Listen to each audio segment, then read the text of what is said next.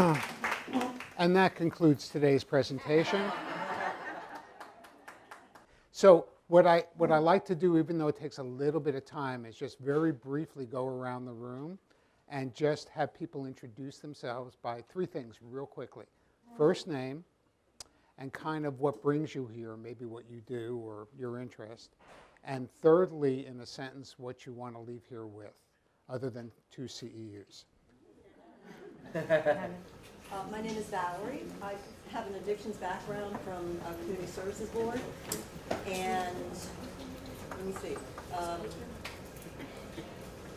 can't think that quick. You can pass. I'm going to pass. Okay. Thanks. I'm Tracy, and I also work in addictions with the Community Services Board. And I'll pass the way. So that third thing is really tricky. I'm Don, retired, but background work in addictions. Getting more information about this whole idea of addictive relationships. I see it regularly in some of the work I still do. Great. Thank you for answering the third one. Guys. Sorry. I'm Janet. Well, I also have a history working in mental health and substance abuse, Okay. and how addiction affects everybody. And so, like Dawn, I want to learn Yeah. more and how, Right. you know. Okay. I'm Jessica, and I work with mental health, but I don't work in addictions. I'm interested in learning more, so I'm looking forward to learning more. I'm Sarah, and I work in private practice as a generalist, and just want to learn about all areas of addictions. Got it. My name is Keisha. I work in mental health and substance abuse, and I just want to learn more about the different relationships and apply it. Good morning. My name is Michael. I work at the VA. It's 169-bed residential treatment program that deals with substance abuse, PTSD, homelessness, SMI. I see the addictive relationships a lot, in residential. They come there, they say they're here for recovery, but then you find that they establish these relationships, and we kind of, tell them not to do that because, they're both there for a reason to get clean and sober, and then they decide they want to get together. We'll talk about the urge. Yeah. Hi, I'm Nina. I'm an unemployed clinician. So I'm just here because it's good to be out of the house as well. Got it. I'm with you. My name is Margaret Ann, and I've worked in substance abuse, particularly in terms of older adult issues. And I'm interested in learning more about relationships, particularly intergenerational relationships. Hi, good morning. I'm Karen Smalls, retired military. I wish I'd had this class prior to retiring from the military. I'm here today to, like everyone else, to learn more about the different relationships. We all work at Avalon Center, so yeah, there's a need for us to know this information. Good morning, my name is Denise Jones. She did introduce all of us, but I am a youth counselor, so I'm here to better understand how I can help the children as well as the parents to understand some of their codependence relationships. My name is Caroline, and I'm one of the counselors at Avalon, domestic violence and sexual assault victims, and also to understand where to be able to assist my clients in healthy relationships. I'm Julie Gomez. I'm also an adult counselor at Avalon, and so we work with people who are in dysfunctional relationships, unhealthy relationships, violent relationships, and this element plays a really big role. I'm Heather, I'm the adult counselor at the shelter. Basically the same thing, and something that Michelle pointed out as well. When everyone kind of gets to shelter, they ashing up and becoming instant, like, best friends kind of thing, not understanding how that Right. can be. I got it. So we'll go to the. My name's Shanita. Did I? I'm so sorry. I'm so sorry. Oh my God. I'm Juanita Graham. I'm Director of Outreach Services from Avalon And all the witnesses. Good morning, my name is Shanita. I previously worked in the therapeutic community inside the prison. I currently work in probation, and I'm to gain some more insight and some information. Good morning, I'm Lisa, and I'm supervisor at probation. I oversee all of our SA funding and programming of our background in substance abuse and mental health. And by the time I actually see families, they like to point is they have a problem parenting. Right. And the families are just as sick, if not sicker than the addict. And so, I don't know what I hope to get out of it, but. Hi, my name is Brad Goff. I'm a licensed clinician along and I'm a school social worker. And I'm here to learn more about competency. I'm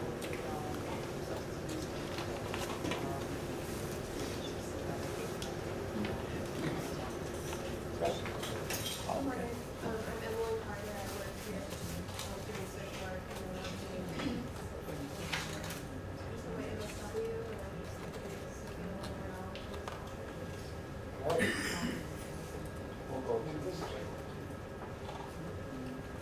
I'm Susan, I'm a nurse, and I'm retired, but I'm working again as helping my community, both elderly and young people, so more knowledge for both of us. I'm Karen, and I'm also retired, and I'm here because I'm starting to volunteer some in the community, and also to keep myself current on active.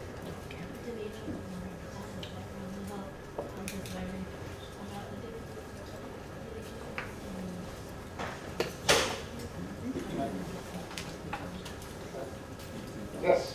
Jamie Alexandra with Behavioral Health, 25 years, and I work in private practice, and every client comes in with mental disorder, so.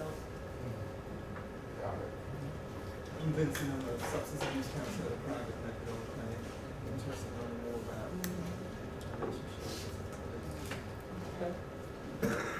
Cindy, I'm an employee assistance counselor and in recovery, so this will be some good tools for both the recovery arena and also work.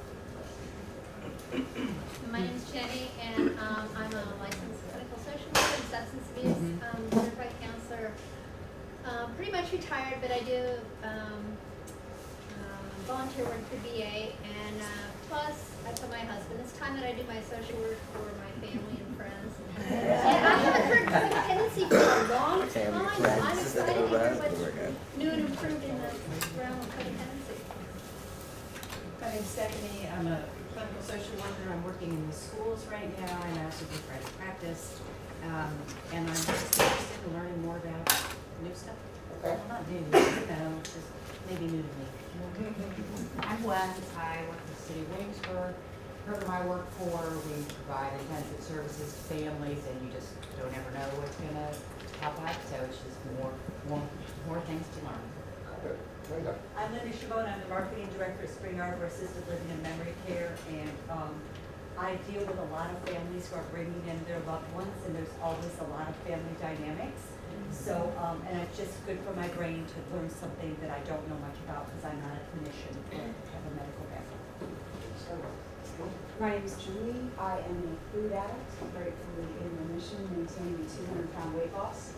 And I'm interested in learning about codependency, in particular because it's an addiction without a substance involved, which is fascinating to me. I'm Susanna. I work for the VA and work with homeless veterans who very commonly have SA issues, and I'm here to become more insightful about codependency. I'm Patricia. I'm LCSW with the VA, working with the homeless also, and always interested in addictions, and not always substance addictions, but relationships, where some of our homeless people can't let go of some of the relationships they've made on the street, and it makes it difficult to keep them housed and from reverting back to the street. Good morning, I'm Keith. I also work with the veteran population, and I'm hoping to carry something with me so I can apply to one. I'm Lisa Query. I'm a licensed clinical psychologist in private practice. I work with eating disorders, and I'm here because there's a lot of codependency in those situations. And I was also hoping that you might have some information about your treatment center, because there wasn't any out on the table. Okay. Well, I'll give you something. That'd be great. Later. I'm Cara. I'm a licensed professional counselor and a certified substance abuse counselor. I work a lot with substance abuse and eating disorders, and I'm hoping to get a lot more with just codependency and addictive relationships and addiction as a spectrum. Okay. I'm Stephanie. I'm a recovering heroin addict. I'm working with peer recovery services with the CSB, and I want to learn more about healthy relationships, how to not be codependent, and to just live healthier. Okay.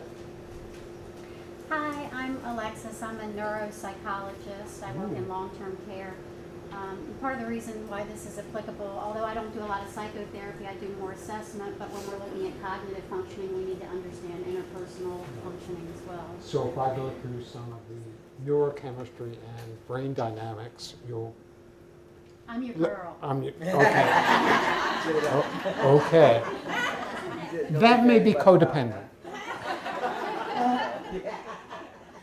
I'm Brenda Murray. I work for a nonprofit we deal with those who are underserved and financially challenged. I have a little bit of substance abuse background, mainly mental health counseling. Okay. I'm Catherine Parker. I'm a licensed professional counselor. I work one day with the nonprofit, and the other I'm in private practice, specializing in trauma. Okay. And I'd like to have a deeper relationship. It seems to be a partnership with codependency.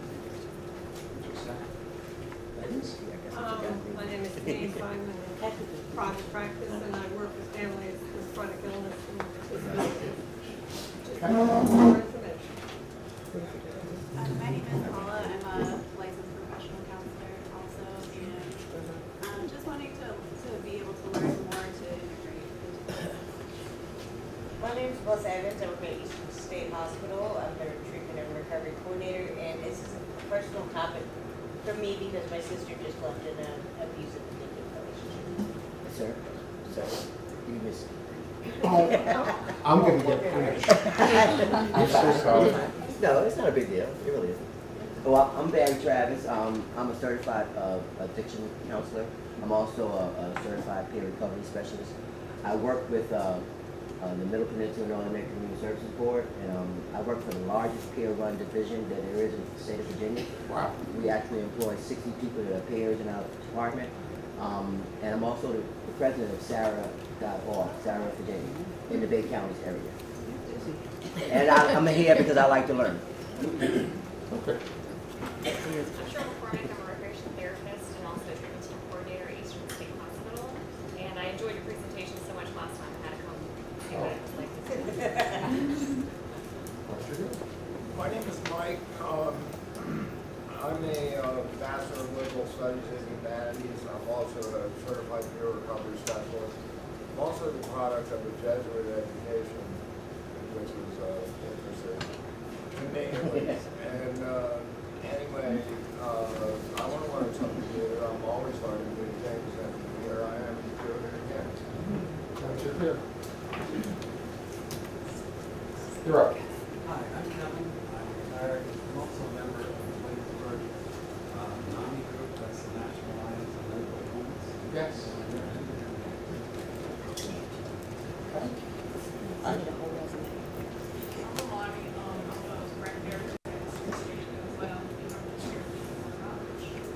Okay. I'm John Anderson, and I'm provide substance abuse treatment and family therapy.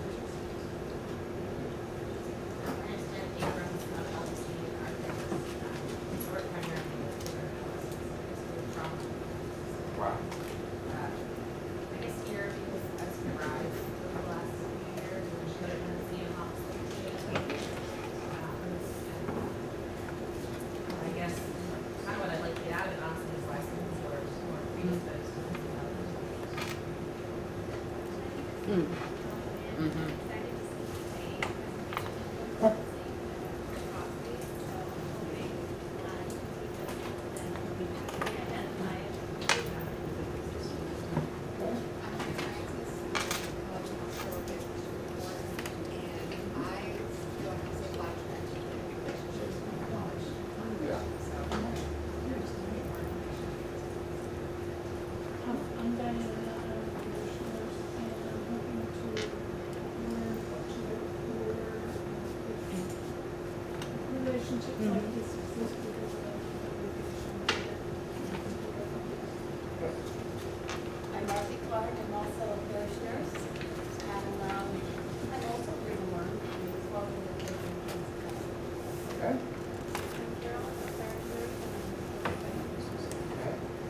Have I missed anybody else? No? Who have I missed? Oh. Jamal Smith. I am soon to be retiring from the Air Force, but also do counseling, in-home counseling, QMHBC, working on my CSEC, and that's how I learned about this class. Okay. My name is Waylon McDill. I'm also a certified peer recovery specialist, program coordinator for our Fresh Start program at the Center for Child Development Services, where we teach job readiness and life skills. And I'm also a student of OU for human services. Great. So it's right on there. So we have everybody? Yeah. Okay. And I'm Marty, a.k.a. Dr. Moose, at 1@gmail.com. Don't ask. Okay. By the way, let me add a disclaimer here before we even start. If anybody tells you that they're an expert on relationships, I would advise you to find 2 medium-sized rocks, throw it in their direction, and run as fast as you can. This includes Dr. Phil, who's been divorced. Never mind. Okay.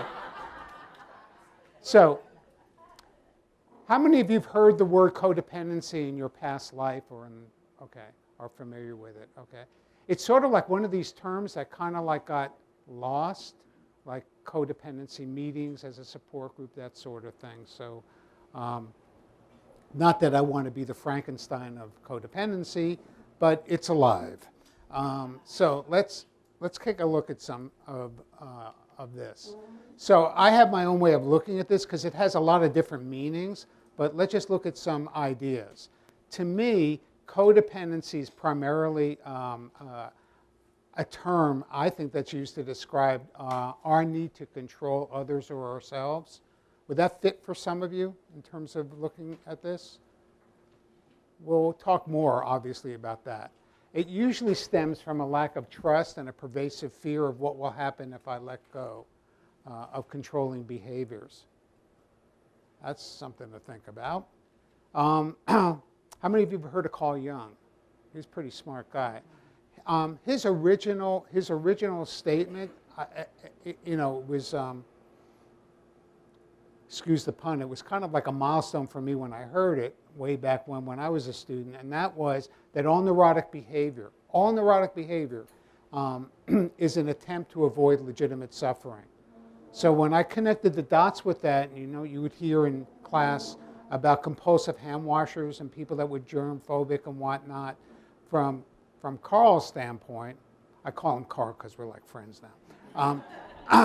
From his standpoint, that was all about sublimating the illusion of control to germs and washing your hands, because in theory, the legitimate suffering was all the anxiety that patient, that person, was experiencing, feeling out of control or not having control over his universe, his or her universe. So it would get sublimated that way. Later on, I had heard, and I think it's true in part, but not totally, that forms of eating disorders like anorexia is another sublimation, if you will, of funneling everything into control of something you believe you have control over because of events that you don't have control over.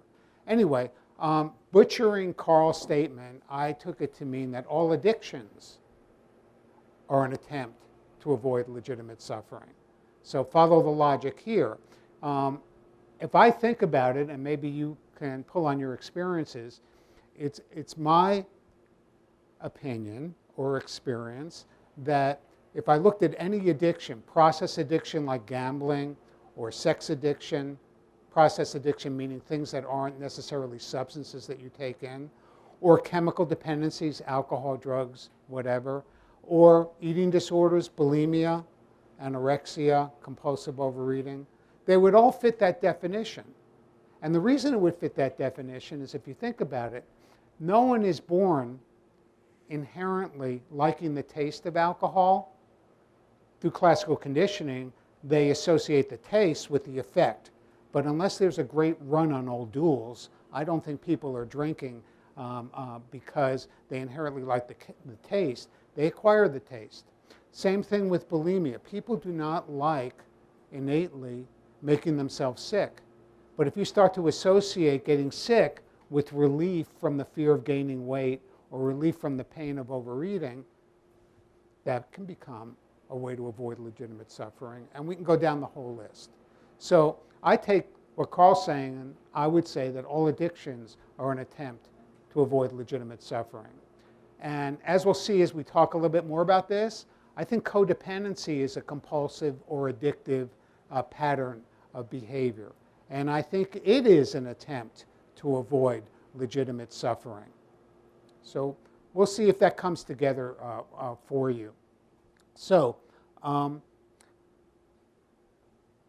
most people with an addiction or people who are affected by an addict are prone to develop codependent patterns in response to being exposed to the inability to control or fix the person with the addiction themselves. So if you're married to an alcoholic, or married to a drug addict, or you're involved with someone that has an addiction, it's pretty safe to assume that over time you'll develop a pattern of what we'll call codependency in response to that kind of, I'll say, trauma or stress.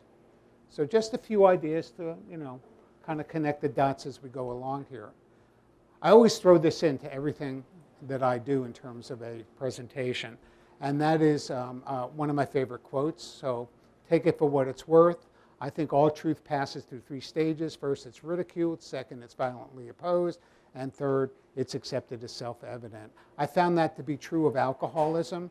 Maybe 75 years ago, it was a moral issue. Now we know it's a disease, and on and on and on. It wasn't too long ago, this is a quick tangential aside, that, that maybe 50 years ago, if you had a coronary event, an acute heart attack, you would be told that the best thing you could do is stay in bed for 6 months. And today, the best thing you can do is get out of bed and start to exercise. So what, things change. So here's the whole topic. You could probably go home after I do this slide, but don't, please, because then I'm sensitive. I'll feel rejected. Anyway, the distillation, the essence of all codependency, as far as I'm concerned, and addictions boils down to 2 basic elements that we, or people who are afflicted or affected by addiction or are codependent, have more than the average bear. And that is tremendous difficulty with trust and control. Anybody here identify with having some issues with control? I see we have a lot of broken arms in the audience. Anybody not have issues with control? If you're breathing, you have issues with control. Okay. So just if nothing else that you remember from this morning, just take a look as a checklist and ask yourself, if you're identifying with some of the patterns here, am I dealing with control issues in this instance with this person, place, or thing, or I'm dealing with trust issues? Trust issues in my world are there 2 ways of doing things, my way and the wrong way. Anybody grow up with that from a parent? Yes. See me after. Okay. So where's our neuropsychologist? Ah, okay. That's my go-to lady. Good. Okay. So you all know that we kind of evolved somehow from reptiles and amphibians and all that stuff. And you've all heard the phrase reptilian brain, that sort of thing. For my frame of reference, I'm just going to very much simplify this and say that there are 3 major players with codependency, addiction in general. One major player is the prefrontal cortex. And I'll just tell you that the prefrontal cortex, for the most part, is responsible for judgment, decision making. It's the Mr. Spock part of our brain. It's, it's the part that's mature. It's the part that makes good decisions. It's that little angel on the left side of our shoulder, as opposed to the thing with the pitchfork kind of thing. Got it. Okay. By the way, quick aside, little fun tab fact. The prefrontal cortex doesn't fully develop to about the mid-20s in human beings. So now think about giving a license to your kid at 16 or, drinking at 18. Impulse control, decision making, all of those factors are prefrontal cortex, still not developed. Think about someone that starts drinking at 16 and stops drinking at 30 or 35. Prefrontal cortex? I don't know. All right, so prefrontal cortex, Mr. Spock. Another part is called the nucleus accumbens. Spell that backwards. Nucleus accumbens is the reward center of the brain. So chemicals and neurotransmitters like dopamine, the feel-good chemical, all that good stuff, the reward center is nucleus accumbens. So when you're eating muffins, how many of you have had a muffin? Come on, okay. It tastes good because of the sugar. I don't think you would debate that part. So if you have an addiction, either you acquire or predisposed or whatever, the nucleus accumbens comes into play with all of that because whatever is rewarding is going to, through neuroplasticity, enhance that part of the experience, the learning experience. Nucleus accumbens, reward system, prefrontal cortex, Mr. Spock, and then we have the lizard. The lizard brain is the amygdala. Am I doing okay? Yeah? Okay. All right. The amygdala is very interesting to me because the amygdala is the center of where we learn fear. And our response to fear is control. Think about that. So if you're dealing with trauma, patients with trauma, the trauma is embedded in the amygdala. So when you're doing treatment, you could do all kinds of talk therapy appealing to the prefrontal cortex. You ain't going to be doing jack for that person, except they're going to re-experience their trauma. However, if you're doing EMDR, if you're doing mindful meditation or MSBR, relaxation therapy, some form of meditation, you're approaching the part of the brain where this is stored. So for those, how many of you deal with trauma to some degree? Okay, so would you say that's a fair statement to make? Okay, so codependency. If I'm married to an alcoholic, or I am an alcoholic, and I'm experiencing fear of losing my job or having my spouse lose their job or that they're going to OD and die. And it would be very natural to have a lot of fear around those issues, right? So codependency in my mind gets born as a response to try and control what's threatening. Remember, in evolution, if you, in the old days, I mean really old days, if you were chasing a wildebeest or something like that, the fight or flight and all of that good chemistry and whatnot. But the other part is, in order to function and survive in a tribe of maybe 6, 8, 12 people, you had to be liked. Approval was very important. If you weren't approved of, you'd be the subject of Lord of the Flies. I mean, it had an adaptive measure to it. We don't need that as much today, but it still plays a part. So approval is usually a big part, and the threat of saying no when you mean no instead of saying yes for approval has a lot to do with the fear of rejection, right? It has a lot to do with how we evolved. I just want to throw that out. So anyway, the anatomy of fear, I'll just read this. Doesn't matter where it is, but it's responsible for memory of emotions. And let me just make another quick aside here. 99.9% of what you hear today, you're not going to remember 24 hours from now. You're not. The human mind will remember and retain things under two circumstances. The first circumstance is when there's an emotion attached to it. How many of you remember what you were doing when you heard about 9/11? There was an emotion attached to it. Do you remember what you were wearing? Do you remember what you were doing the day before, the day after? Hell no. How many of you remember your first kiss? I won't go further than that, okay? So emotion you remember. There's one other piece. There's one other piece. You remember what you use. How many of you rode a bike when you were 10 or 9 or 8? Most of you did, right? If you haven't ridden a bike since you're 15, let's say, and now you're 50, you may be a little clumsy, but I guarantee you within 5 minutes, you'll be riding a bike. Why? Because you have muscle memory, neuroplasticity. Structurally, your brain remembers how to do something. What about trauma? You think there's some emotion attached to trauma? You remember, right? Okay. So, this part of the brain and codependency have a lot to do with experience in the past, but emotion, survival. Just to give you an idea of this, I know I'm kind of going on a tangent, but oh well.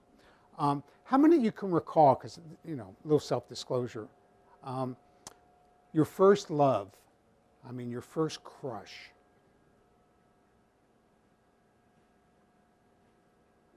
I can wait, I've got time. Okay, so how many of you remember the first time someone rejected you that you loved, right? Your response, if you're like me, it felt like you were going to die. It didn't, you know, it wasn't disappointing. It wasn't sad. It felt like you were going to die. Like your survival depended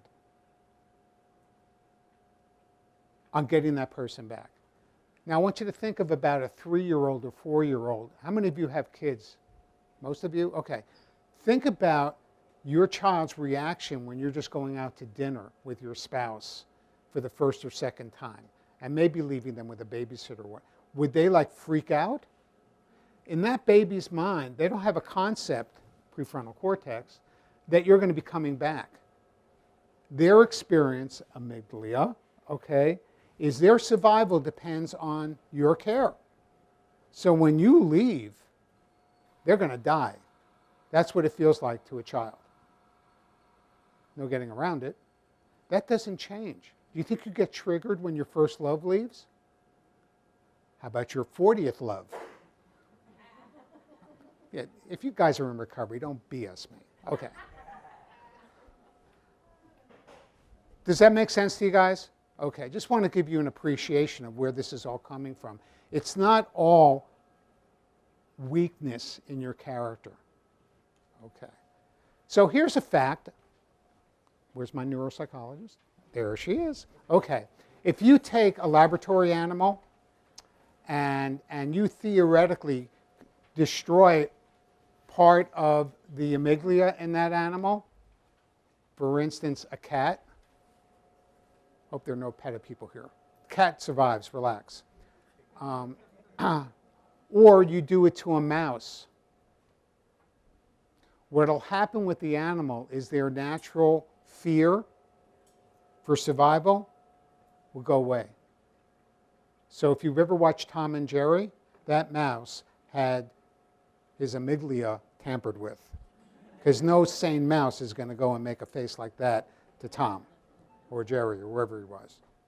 So unfortunately, we don't deal with that, but I have a suspicion, although I'm not an expert in this, that pharmacologically speaking, some benzodiazepines and some other medications may tamper with this system in some way.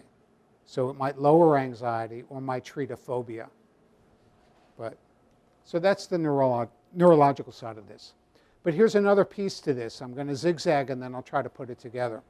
You know, when you give another person, and I'm going to say a place or a thing, I'll extend it, the power to define you, then you also give it the power to control you. That's a pretty powerful statement. How many of you have gotten caught up with your job or your identity or the letters after your name being something that defines you to the point that you don't know who you are outside of that role? Happens to a lot of people. A lot of professionals that end up in treatment for chemical dependency have a very hard time learning how to be who they are aside from what they do. So it can work many different ways. But if you're in a relationship and you give someone the power to define you, then they have the power to control you. Here's an adage. It's not a popular one, but it's one I think that's true. He who loves least has the power.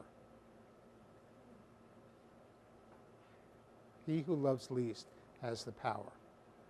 It sounds very anti-romantic, but it's true. So the point being, pretty obviously, that you need to be very careful, or our patients or our clients need to be very careful about how much power they're giving to another person to define them.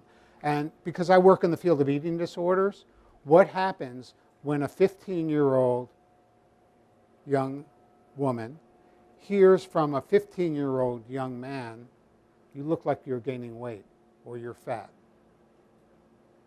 You tell me. So we can go on with a whole list of all of this, but it's pretty obvious. So like I said, in evolution, we depended on being liked or approved of in order to survive. If you were not popular in your tribe, no one was going to cover your back when a wildebeest was about to eat you alive.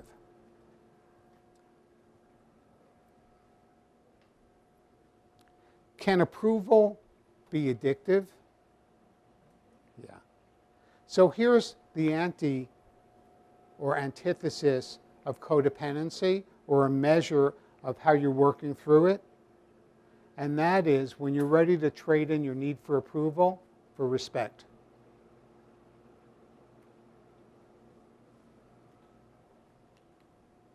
So I would say codependency is characterized by obsessive patterns of enabling behaviors.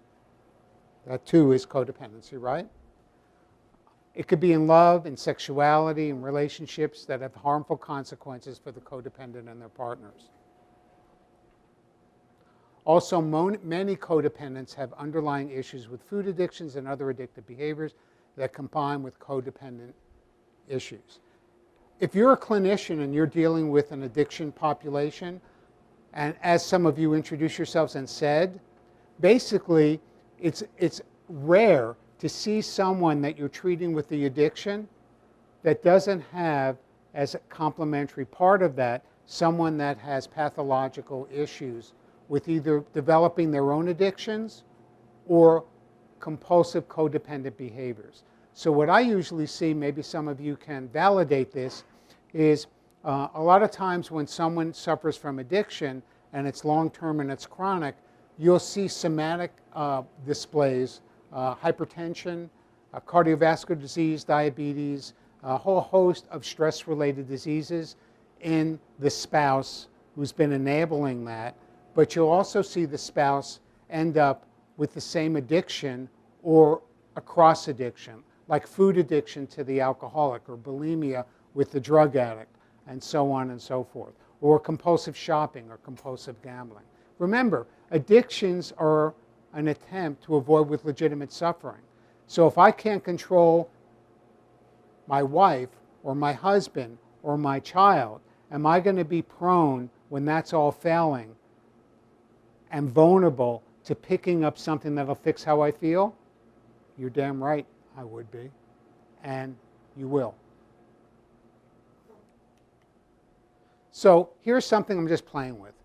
So this is the, how many of you are familiar with the new definition for substance use disorder? They don't call it addiction anymore, do they? That's a no-no. Okay. So you could think for yourself whether any of these would apply to codependent behaviors. Do you think that if you start to control a child, a spouse, or whatever, and you're successful, do you think that that you'll develop tolerance, meaning that you'll have to do more controlling in order to get the same relief from anxiety?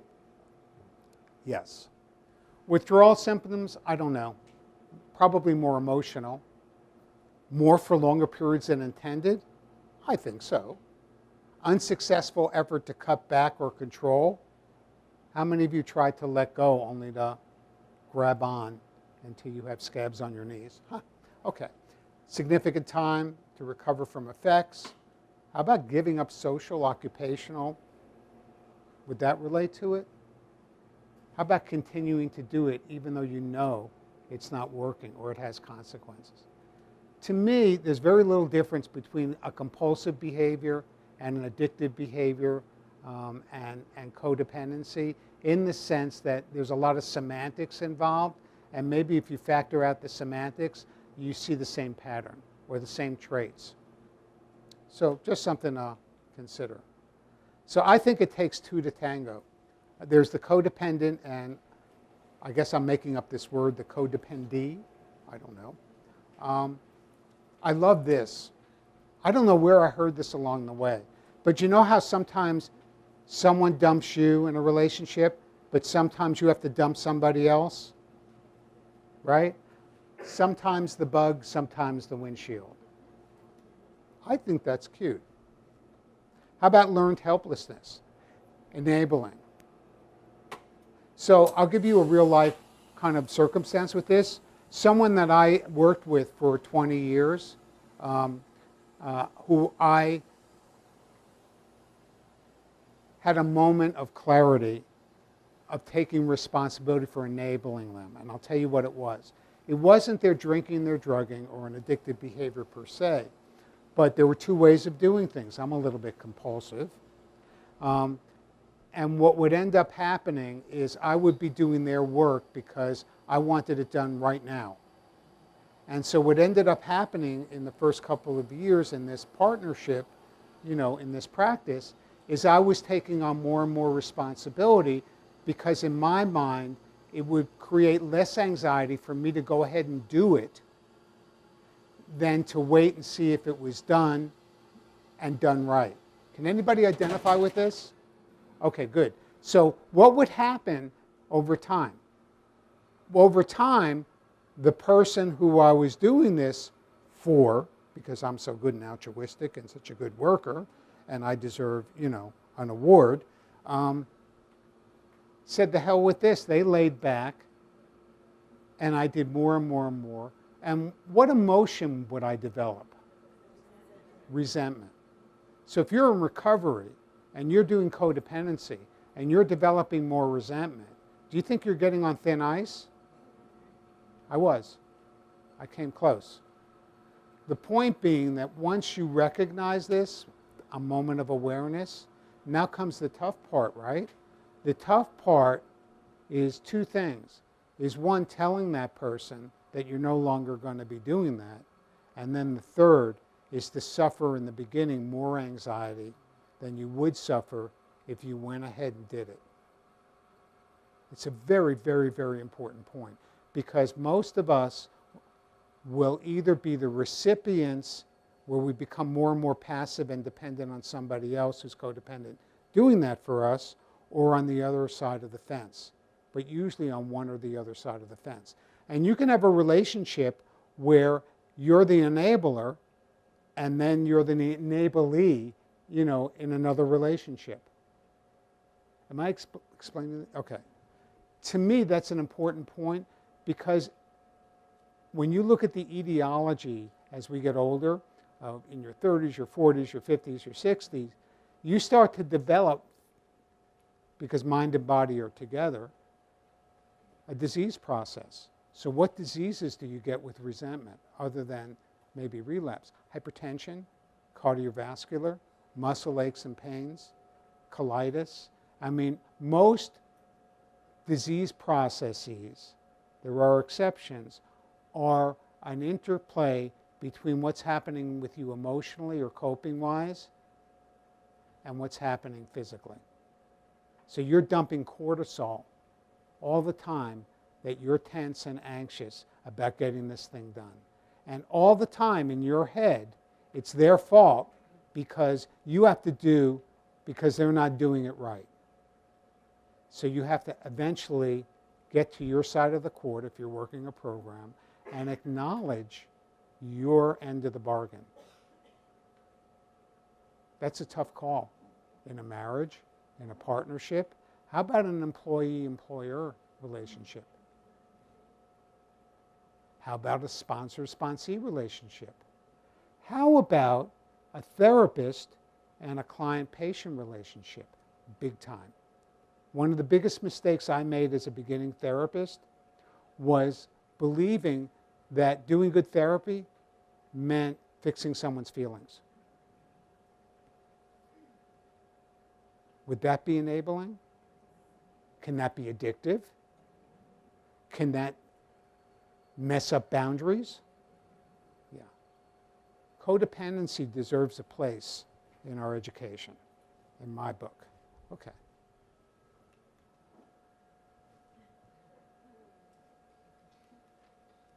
All right. I'm going to do this in 10 minutes, and then we're going to have a bladder break, unless we have catheters. And then we'll get back together. But this is very important. Okay. And we'll get back to this. I'll explain this more. I have checklists, and I don't, no one's going to remember 164 pages of a big book, even though you're not going to remember 99% of what you hear here. But I can remember in acronyms. I can remember HALT, hungry, angry, lonely, tired. Most of you ever hear of that as a relapse prevention piece? Okay. This one I can kind of remember. These are the 4 A's of what I would say are a good barometer of healthy relationships. And I'm going to go through them in 8 minutes, and then we're going to go back to them. Okay? So you ready for this? Go. Okay. They're not in this order. The first is attraction. Attraction has 2 flavors. There's physical attraction, right? Like a moth to a light bulb, right? Sexual attraction, urge to merge, the thing we're all experienced with. But there's another attraction. How about trait attraction? Can I be attracted to a sponsor, a professor, a friend? They have a great sense of humor. They have some knowledge. I have some respect for them. A place, a career. Can I be attracted to something because of its characteristics having nothing to do with physical attraction? Of course. So attraction has 2 pieces to it in a healthy relationship. Okay. Availability, emotional and physical. Are prisoners on death row physically available? If anybody says yes here, please leave quietly. Okay. No. Long distance relationships. It's someone who lives in California and is dating you and you live in New York, are they physically available? No. And this one, sometimes I get smart responses. Are married people available? Oh, very good, very good. Sometimes, okay, there's always somebody. Okay. So availability is physical availability. What about emotional availability? We all know, because we all are, capable at times being emotionally unavailable. But can someone be so detached and emotionally unavailable in a relationship? Of course. So emotional availability and physical availability. Got it? So now you have attraction, and now you have availability, appropriateness. That is in the context of the situation. Is the language or the tone of voice I use at a football game going to be appropriate in a church? No. Is being verbally abusive appropriate? No. Is being sexually aggressive appropriate? Not usually, right? So appropriate is it's behavior. It's 99%. We know the difference between right and wrong. Appropriate. Is it appropriate? I like this one. For the I always up the age as I go in my career. Now is the 70-year, I'm not 70 yet, I'm close. Is the 70-year-old executive dating his 25-year-old business manager, secretary? Is that appropriate? Really? Oh, okay.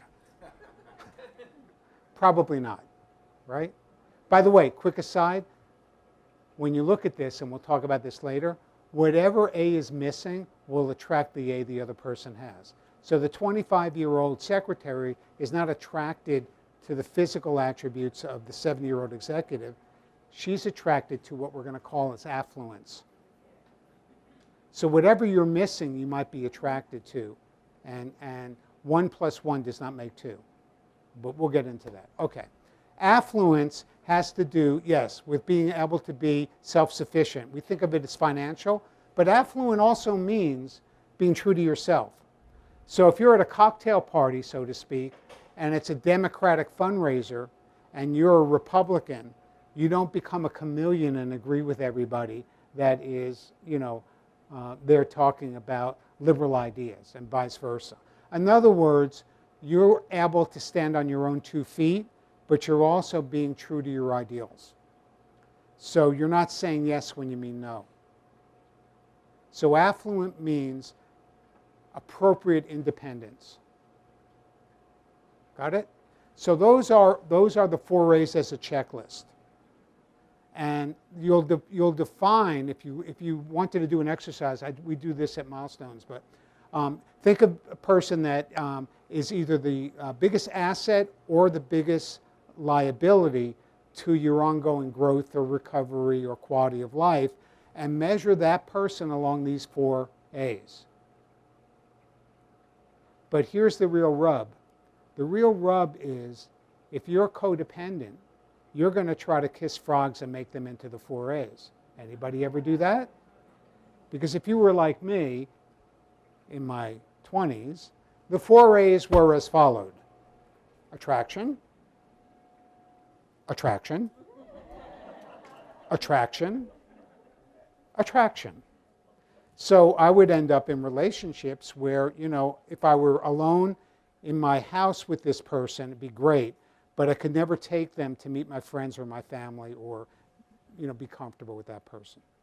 Or someone's picked me, and they wouldn't take me out of the house unless I was on a leash. So, whatever. We all learn the hard way. I forgot where I was just taken back to memory lane. Oh my God. Yeah. So 2 more minutes, we're going to break for 10 minutes, okay? So basically, these 4 A's are a great checklist, but here is the magic. The magic is not trying to control or make or manipulate someone to becoming the 4 A's.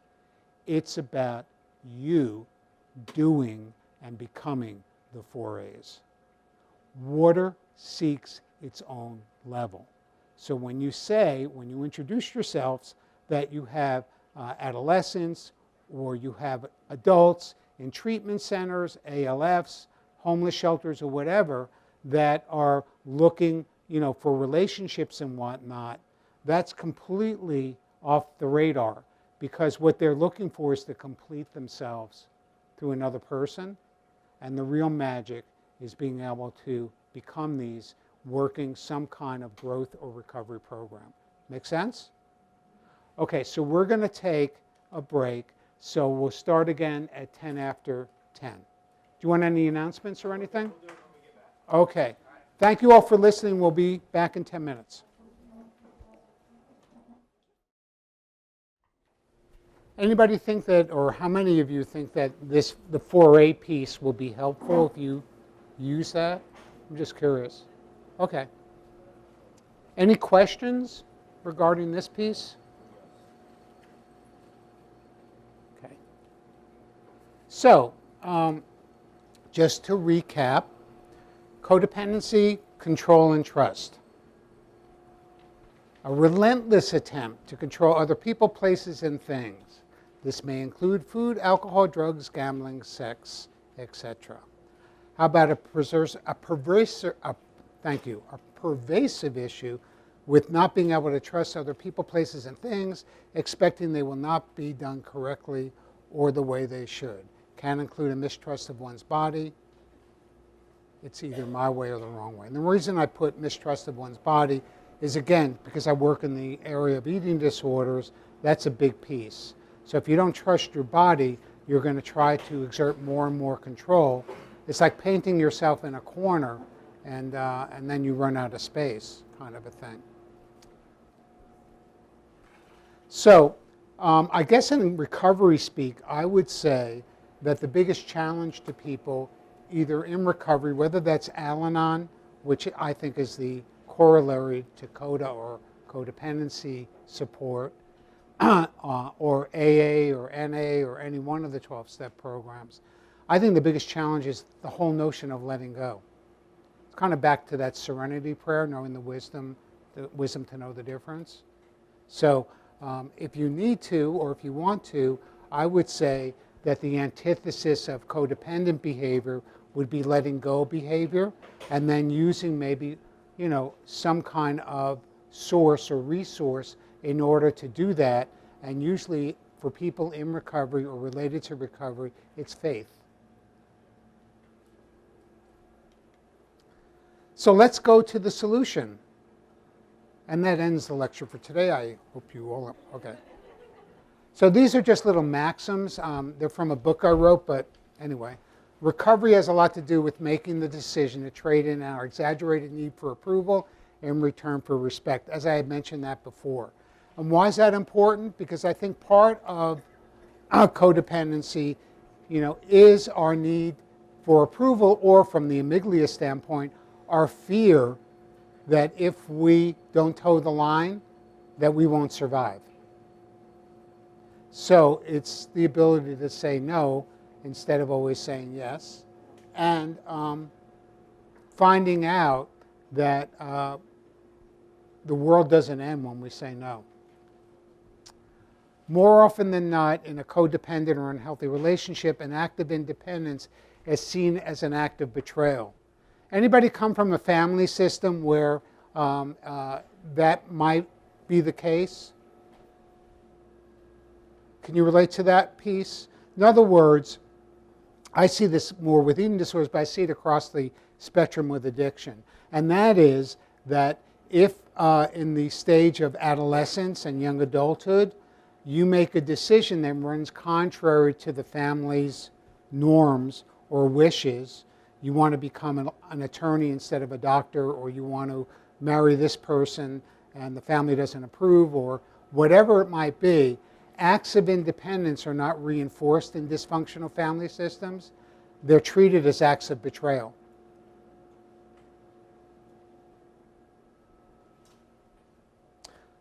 Another, I think, maxim or rule is whatever or whoever we become dependent upon, we grow to resent. Person, place, or thing. Yep. Just talk a little louder. When you go back to the betrayal, it's more enmeshment. It's not very dysfunctional enmeshment. So everybody in a healthy family individuates. Right. Right. It's a good point. So, and that the evolution of that through stages of development for the kids is one of fostering responsibility and accountability, but still fostering independent thinking, even though we may not agree with it. In other words, allowing people to make a mistake, right? And this one, whatever or whoever we become dependent upon, we grow to resent. Think about your adolescence.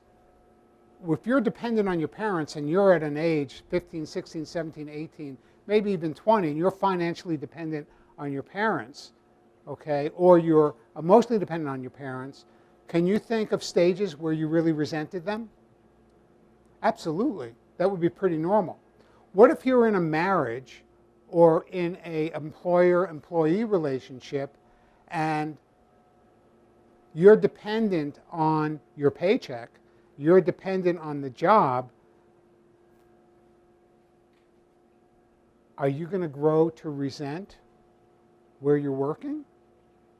Yeah. What if you're a heroin addict or an opiate addict or an alcoholic?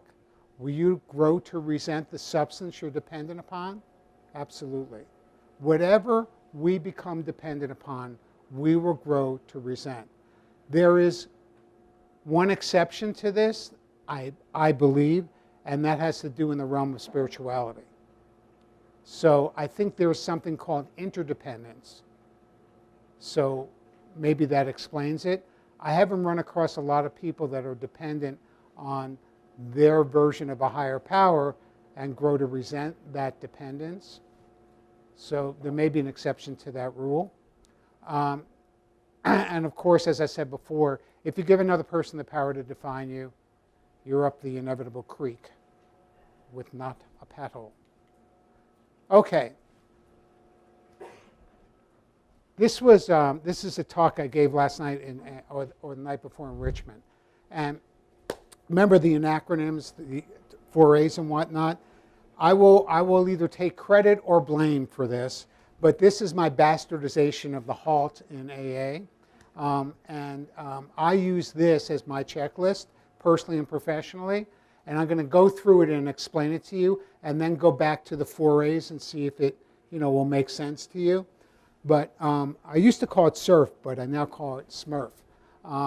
These are 5 elements, independent of whether you're codependent, have an addiction, chemical process. As a matter of fact, I'm going to tell you that this formula that I'm going to talk to you about is good across the board if you have cardiovascular disease, diabetes, fibromyalgia, or any kind of mood disorder, PTSD, or whatever. This can do no harm. This is a formula, I think, for healthy living. So that's my editorial comment. So let me explain where we are with all this. So the acronym is SMURF. Spirituality is always an ambiguous term. It's probably needed to be an ambiguous term. It can include or exclude, as you may know, religious, doctrine or belief. It's not one or the other. I guess the expression that you probably have all heard is religion is for people who want to avoid going to hell, and spirituality is for those folks that have already been there. You've heard that before. In any case, spirituality simply means a belief and an appropriate reliance on something that's bigger than you, more powerful than you. For a lot of people, it's a God of their understanding. For some people, it's a collective force in the universe. It doesn't matter. It's something you have to cultivate for yourself. One of the definitions that I liked was from Brené Brown. Have any of you heard of Brené Brown? Yeah. Her definition, and I know I'm really butchering this, sorry, is something along the lines of spirituality is, from her perspective, understanding how we're all inextricably connected to each other.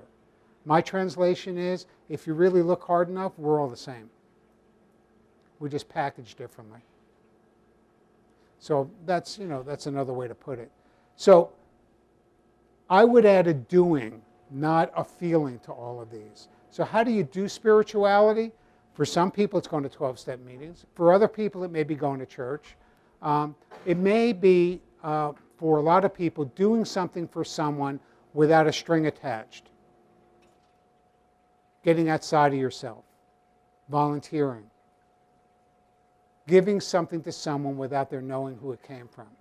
Spirituality could be, asking for help in the morning and saying thank you at night. Spirituality could be any number of behaviors that you define as related to that concept. Fair enough? But it is ambiguous. Okay.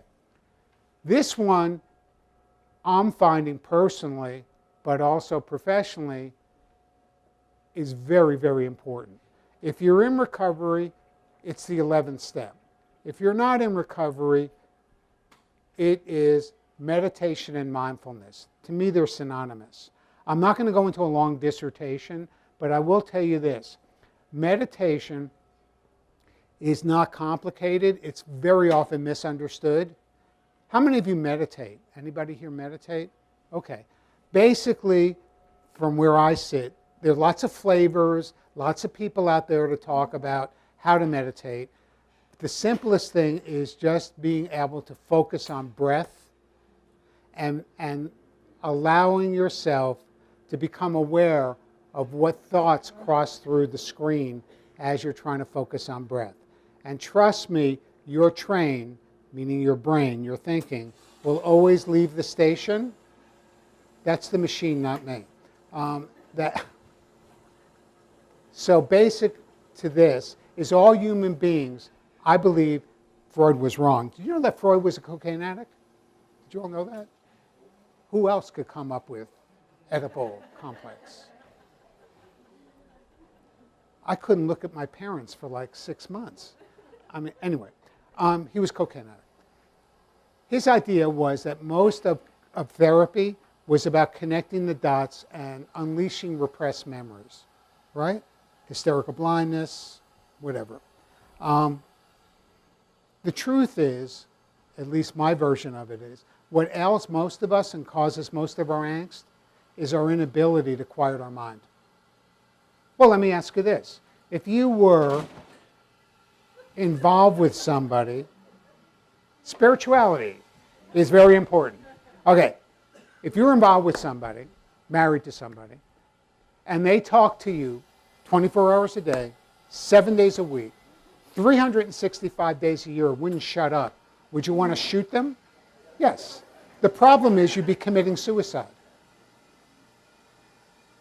Meditation, in one of the end games in meditation, is that you're concentrating on breathing, let's say, with your eyes closed and getting quiet, whether that's for a minute or longer. And inevitably, I don't care who you are, the train will leave the station and your mind will start to think about something. Meditation, in part, is being able to catch the train in 1 or 2 stations rather than 40 miles down the track. And that the skill is like when you work out, takes a little discipline, but eventually what ends up happening is you catch yourself or become aware of what's going on in your brain, what thoughts, the content, and the patterns, much sooner, much more acutely, and just without even having to do anything, you start to change. Has anybody had that experience in meditation? Okay, so you know what I'm talking about.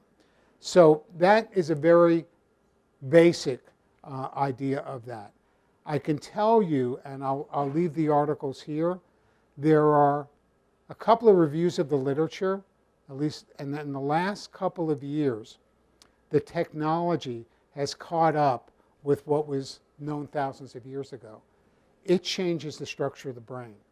You can see in a functional MRI that people that are meditating, let's say 20 minutes a day, and have just been doing it for 8 weeks, that there is a structural change in the amygdala, fear and control, and a strengthening of the prefrontal cortex. That's not theory anymore, it's fact. You can see it. What's that mean? If you have PTSD, if you have an anxiety disorder, if you have depression, if you have codependence, all these things, don't have the expectation that you're going to be cured of anxiety.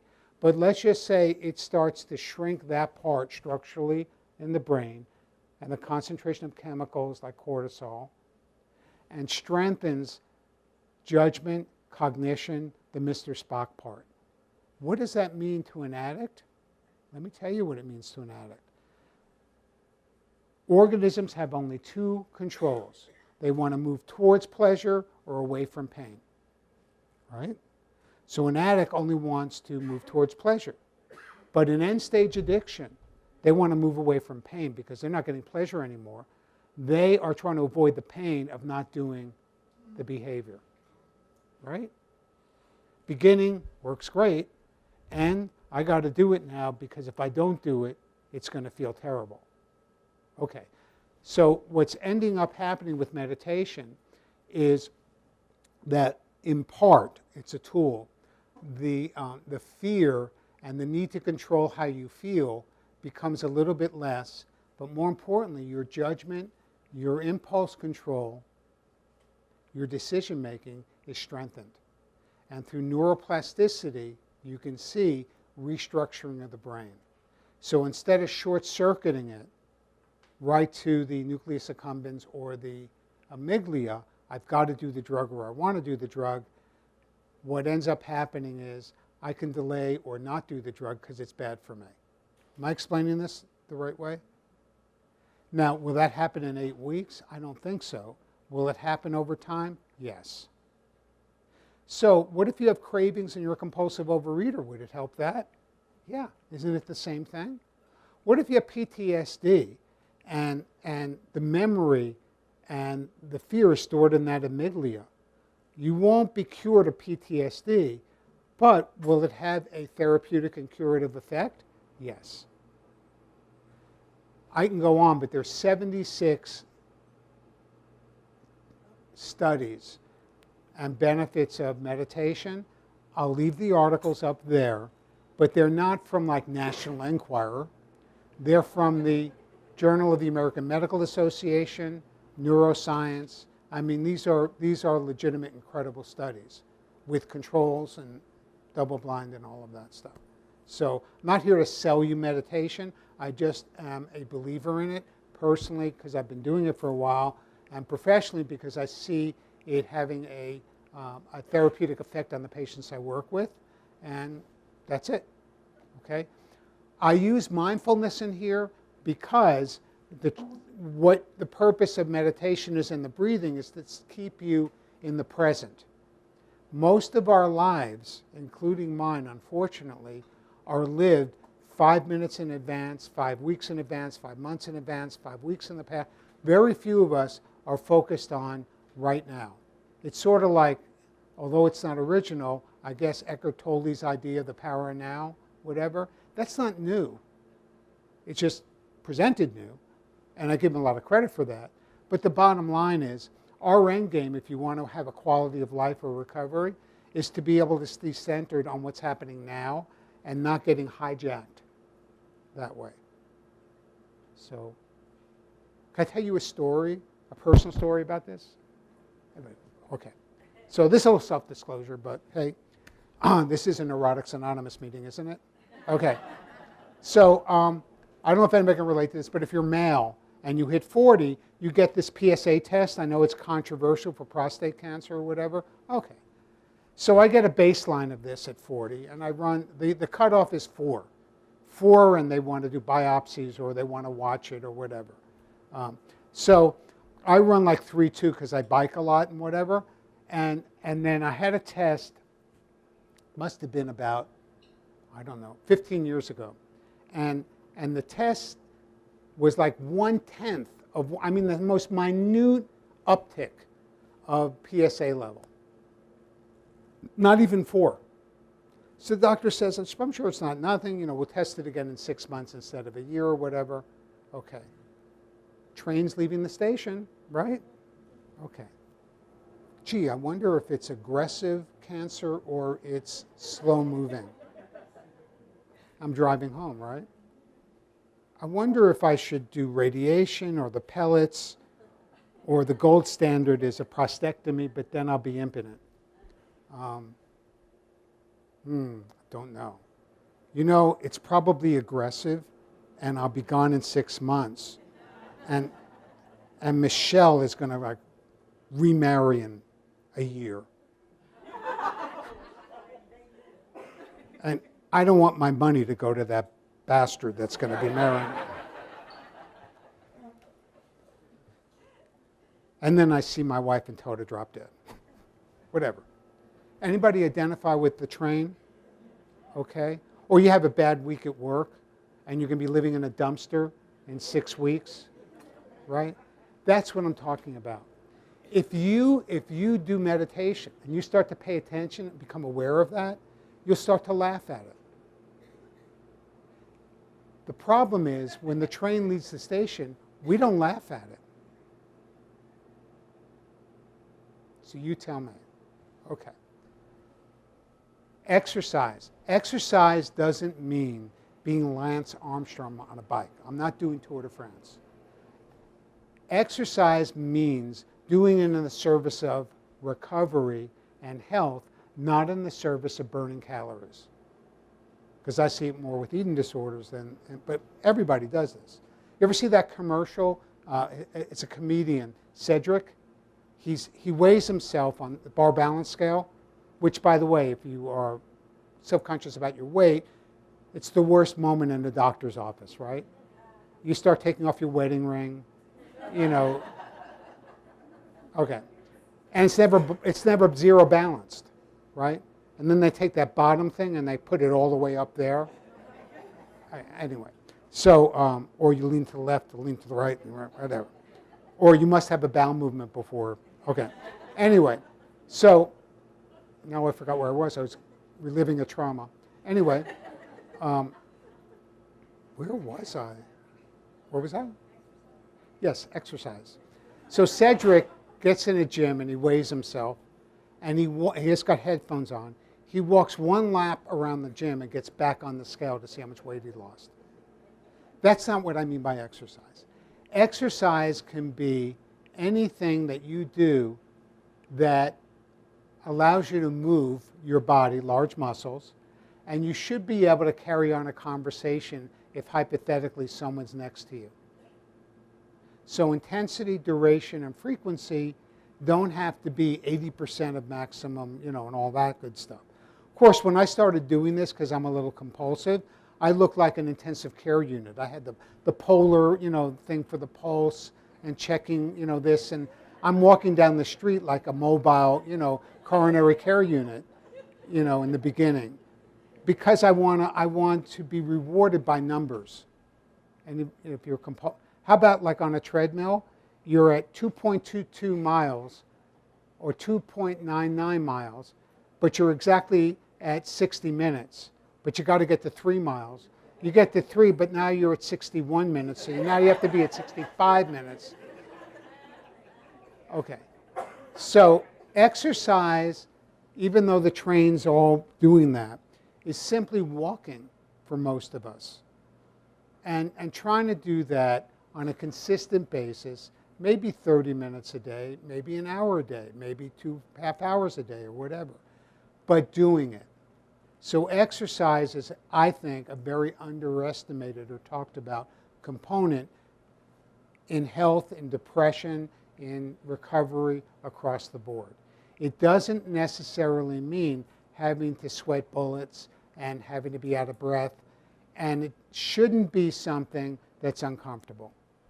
Okay, so if you want to do aerobic, in addition to that, that's fine, but that would be the minimal. Okay? Can I just make one comment? Yeah. I think it's with the Fitbit, some of the new gadgets, because they even tell you like to get off if you're sitting for too long. Okay, And yeah, it really yeah. It's just Great. a nice reminder of Great. rapid walks or 5 It's minutes. mindfulness. Yeah.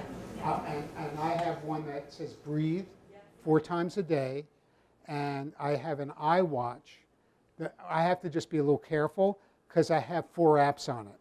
So one app has circles that tells me my activity, how long am I standing, how long have I walked, and then I have other apps that measure, atomic particles, whatever. So I've got to be careful, personally. So the rest part is also important. Rest doesn't mean sleeping 8 hours, it can, but rest means a balance between work and play and self-care. All of us have a tendency to be all or none, feast or famine, even in the same day.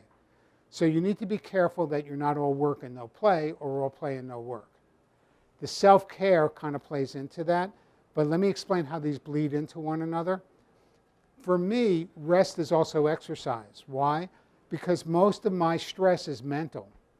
So when I come home psychosomatically, I'm feeling physically tired, but the very thing that I need is a physical challenge. So if I walk or I bike or I do something aerobic, I don't feel more tired, I feel more energized after. So you have to kind of like look at this.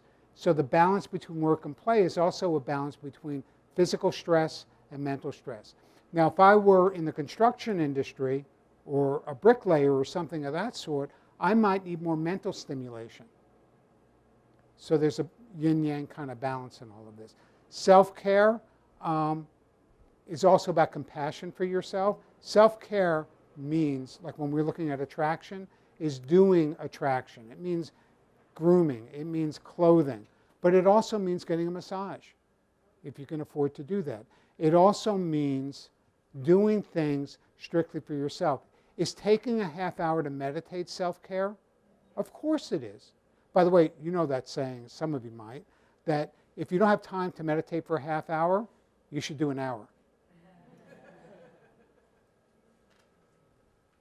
So the rest, balance, work, play, but also, physical piece. The food plan, I have a bias. I'm just going to tell you what it is offhand. No one does food perfectly. I do believe that if you look over the last 50 years, most food has become processed and chemical. And so I would say to you that a healthy food plan is a whole food plan. So I'm not getting into no sugar, no flour, no grain, no food. I'm saying that staying away from processed food is a good thing to do. No one does it perfectly.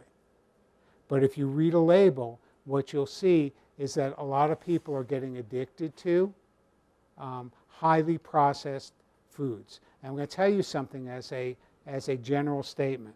The more processed a substance is, the more addictive it is. Coca leaves are chewed by the Indians in Central America and in the Andes. Why? It helps with altitude sickness. It's a stimulant, probably like coffee or something like that. But you don't see people in treatment for coca leaf addiction. So when you refine that, you get cocaine, right? Is cocaine addicting? Tell me something. When you take cocaine and process it into crack cocaine, is that more addicting? And you go on. Poppies. You've gone from original to synthetic.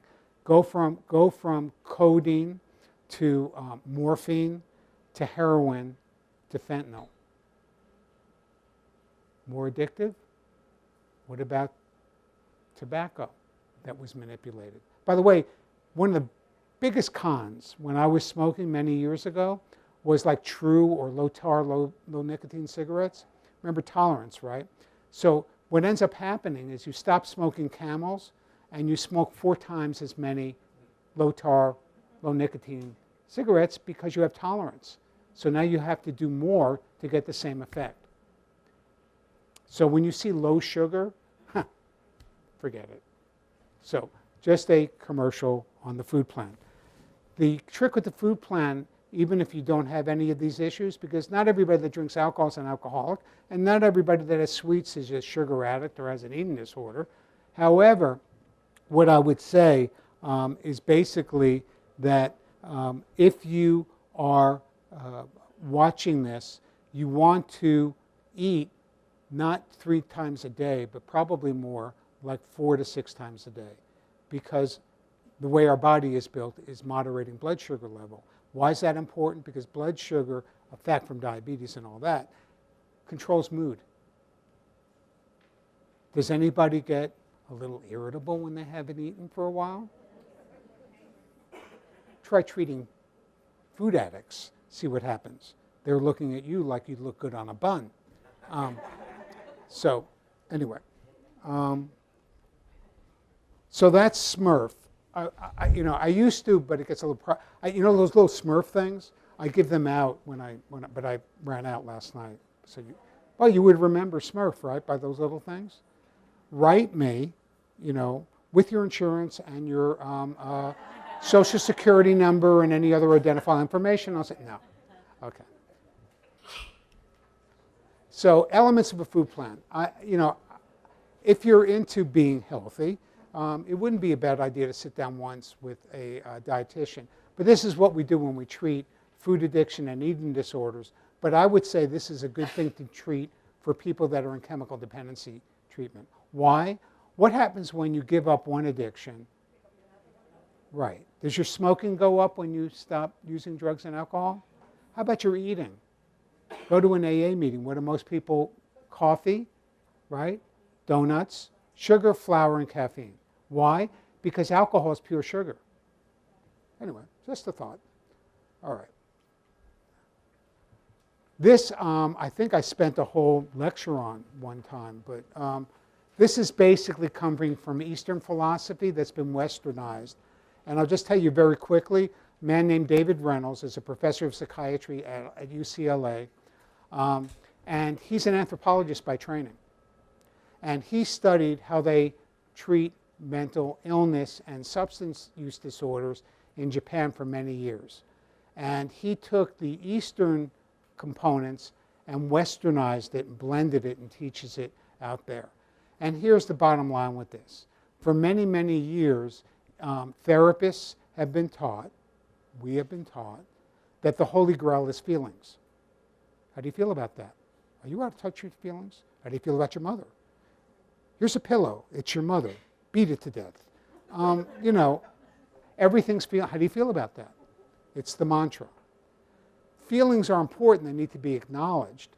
But there's an assumption, a contract that patients enter into, I believe, including myself, if you're not careful.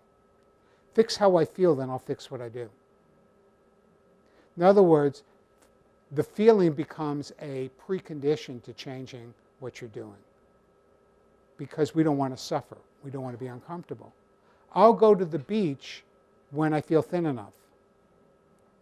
I'll talk publicly when I'm not anxious enough, or if I have enough Xanax and vodka. I'm not taking Xanax, and I didn't drink vodka, so don't worry about it. But you get the drift. So feelings are really not controllable by self-will. Try to sit down and will yourself to feel something consistently. It ain't going to happen.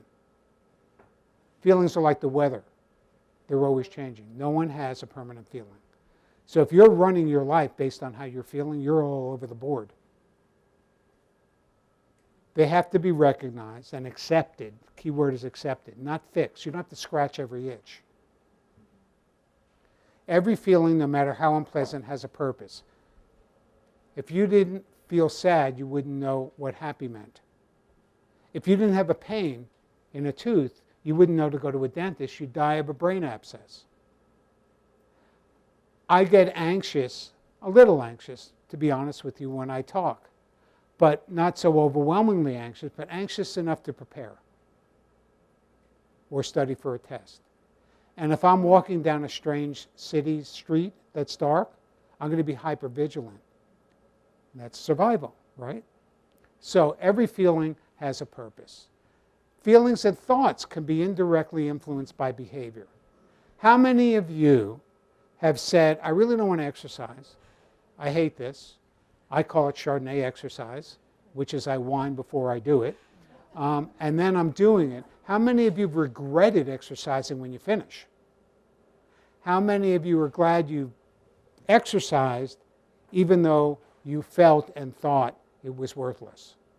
How many of you have ever gone to a 12-step support group meeting and said to yourself, I feel tired, I feel restless, irritable, discontent, and had the thought that the speaker is someone that's a liar and is so full of it their eyes are brown and blah, blah, blah, blah, blah, and I'm not going.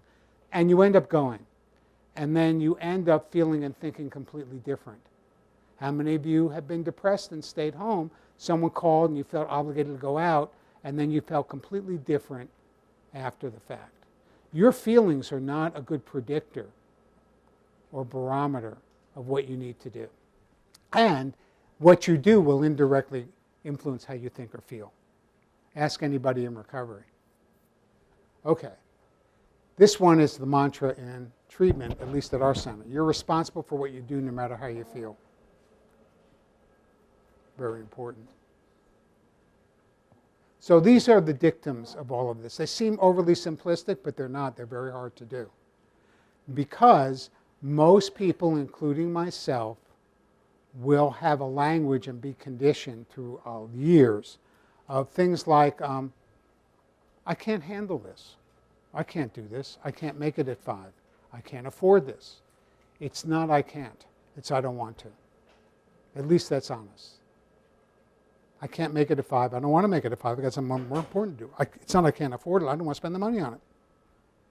I can't handle this is I don't want to handle this. Quick story.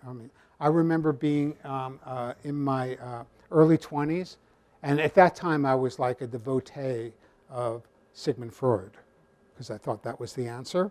Okay, and I remember insisting that I see an analyst 3 times a week as part of my training, and I was laying on a couch. For those of you, I'm dating myself.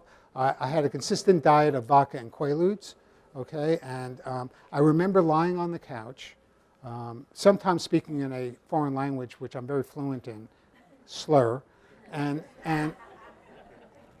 I remember trying to manipulate codependent, control, trust, whatever, getting a prescription from the psychiatrist. And I said, straight-faced, I think I'm going crazy. I'm going to go crazy. If you don't, I'm going to lose my mind. And he said to me, okay, this is safe. Go ahead and lose your mind. Oh, shit, what do I do now? How do I lose my mind? I'm going to go crazy. Okay, go crazy. Just thought I'd throw that in there. Dr. Edward Carroll, he's deceased now. I think he was deceased while I was seeing him, but he's deceased now. Okay, that's pretty much the whole, excuse the pun, enchilada. So I'd like to just take a few minutes, and you'll be able to go home soon, and just entertain any questions, comments. Do you all think this was helpful? Okay, good, good. Any questions? No questions? Not a one? Ah, yes.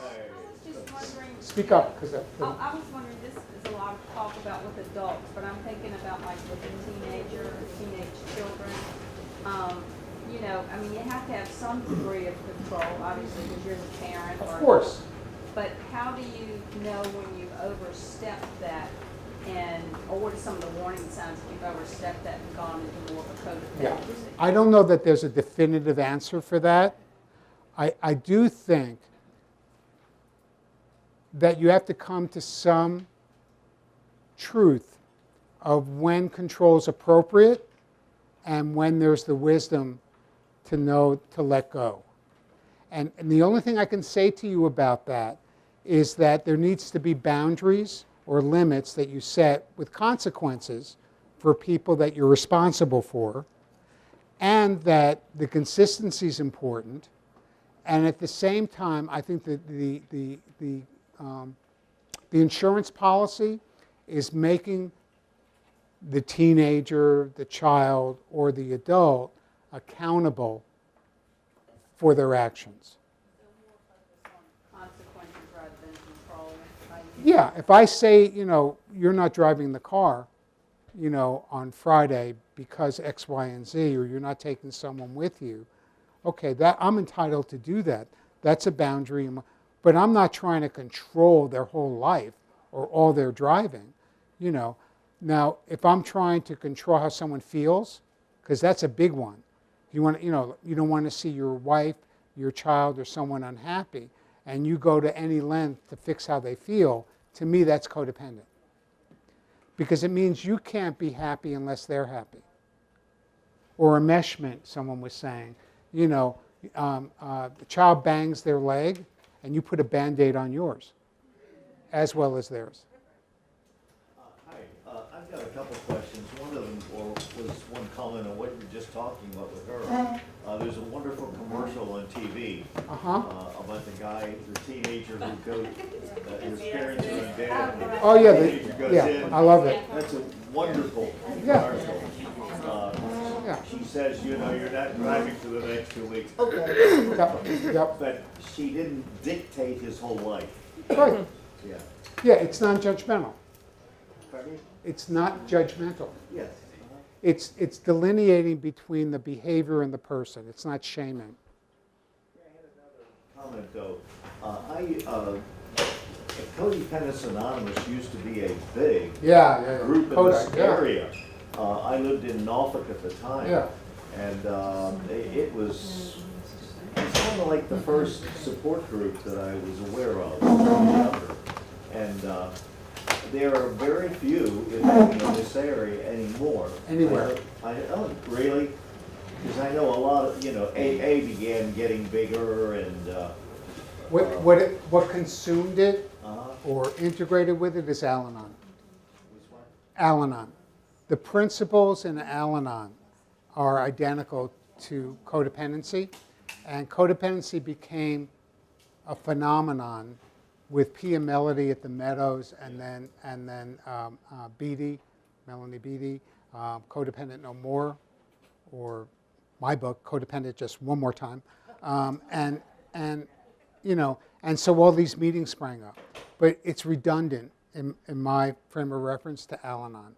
So I don't think you have to have an addict in your family or an alcoholic in your family to go to Al-Anon. So that's why, I think.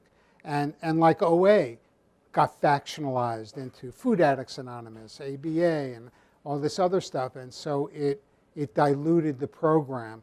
And so, it's like the Big Bang Theory, and then it's going to have to kind of come back because there's too much redundancy in too many of these programs, in my opinion.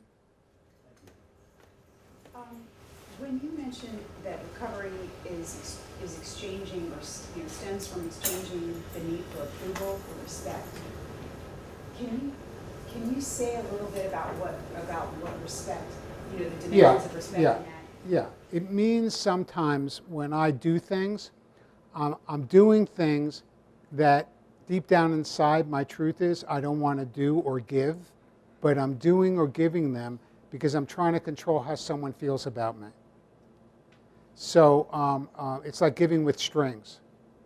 Have you ever given a gift or given something freely to someone and then be really resentful by how they spent your money?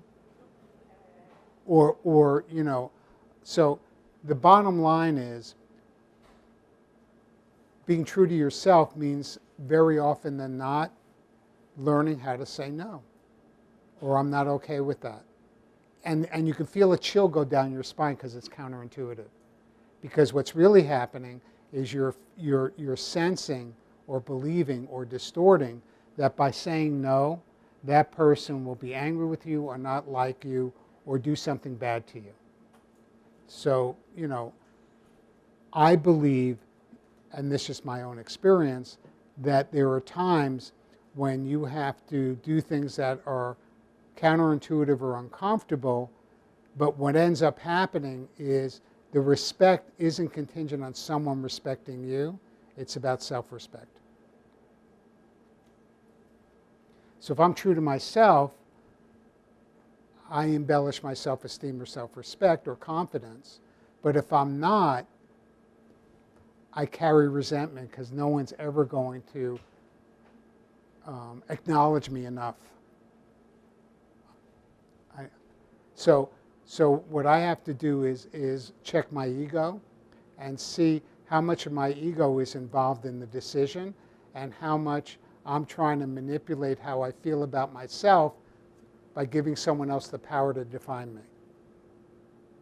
I know this sounds convoluted, but I think you know what I mean. And it's very hard to do, especially with children. What if you're divorced and you share custody with a child and you have to draw a line and say no? And then the child goes to the other parent, or you're the bad guy, or if you run a treatment center and you have to draw a line, with someone and discipline them or whatever, you become the Antichrist. We all in human nature, we all want to be loved, acknowledged, and approved of. That's totally human, totally natural. It's when it goes to excess at the expense of our integrity. And I believe that the gift of recovery or healthy living is integrity. There's not a disconnect between what you're doing and who you are. That's hard. So I don't know if that answers your question or whatnot. Anything else? Well, I'd like to thank you all for paying attention. Whenever I do this, it really does more for me than it might do for you, if that makes any sense to you. So it kind of validates, to be honest with you, my own recovery. So I very much appreciate your all being here, because it's all about me. No. But if you got something out of this, I'm glad. I'll just tell you that, yes, I run a treatment center for eating disorders, so there's information about that up there, but I'm also going to put out the information about meditation and the research articles and websites and resources for that that you can see, and some business cards. So if you have any questions or whatever, please feel free to email me or whatever, because I genuinely am invested, in what we're all doing here. Okay? So thank you very much for coming.